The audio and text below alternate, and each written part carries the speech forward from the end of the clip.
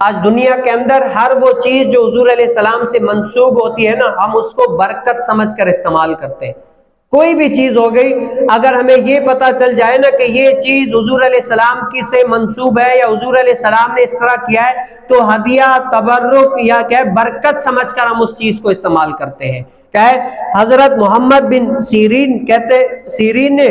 عبیدہ سے کہا کہ ہمارے پاس نبی کریم صلی اللہ علیہ وسلم کے نا کچھ منہ مبارک تھے۔ منہ مبارک یعنی بال مبارک، کیا تھے؟ منہ مبارک تھے، جنہیں ہم نے حضرت انس یا حضرت سیدنا انس رضی اللہ تعالیٰ عنہ کے اہل سے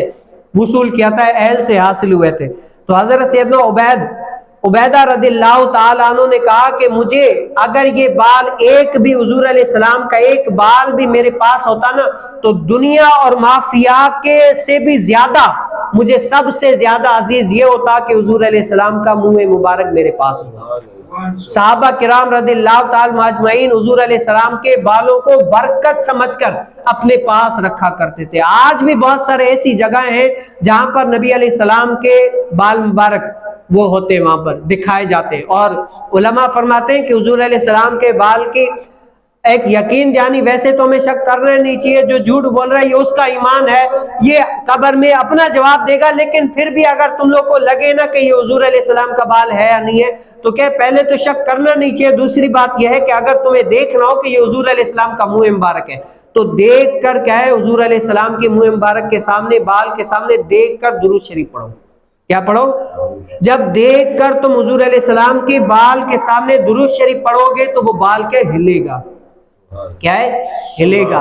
اسی طریقے سے اور بہت سارے صحابہ کرام رضی اللہ تعالی اجمعین حضور علیہ السلام کے بال کیا ہے برکت کے لیے رکھا کرتے تھے، اور حضور علیہ السلام جب حجۃ الوداع کے موقع پر حج کے لیے گئے نا تو حضور علیہ السلام جب رمی، جمرہ اور قربانی سے فارغ ہوئے تو حلق کے لیے بلایا گیا۔ حلق یعنی پورا سر جو منڈاتے ہیں، بالکل یعنی اپنا سر کے بال ختم کروا دیتے ہیں۔ تو حضور علیہ السلام نے سر منڈانے کے لیے ایک بندہ بلایا، تو جیسی آیا حضور علیہ السلام نے وہ بال کیا ہے جمع کر کے صحابہ میں تقسیم کیے، بھئی یہ بال یہ میرے ہیں، برکت کے لیے رکھ دو۔ اب صحابہ کرام کیا ہے ان بالوں کو چوم کر، عطر لگا کر ایسی خوشبودار جگہ پر رکھتے اور روزانہ زیارت کرتے، اور حضور علیہ السلام کے بال کا یہ اعجاز ہے کہ حضور علیہ السلام، آج ہمارے بال جسم سے جدا ہو جائے نا بڑھیں گے نہیں، لیکن حضور علیہ السلام کے منہ مبارک بال کی یہ شان ہے کہ حضور علیہ السلام کے جسم اقدس سے جدا بھی ہو گئے نا وہ سالہ سال بڑھتے رہتے ہیں۔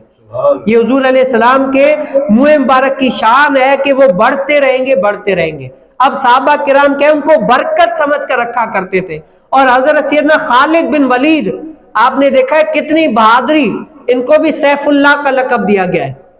اتنا بہادری کا لقب دیا ہے، لیکن حضرت سیدنا خالد بن ولید کہتے ہیں اگر ایک لڑائی میں بھی میرے سر پر وہ ٹوپی نہ ہو نا جس میں رسول کائنات صلی اللہ علیہ وسلم کے بال مبارک ہو، تو حضرت سیدنا خالد بن ولید کبھی بھی اس طریقے سے نہیں لڑ سکتا۔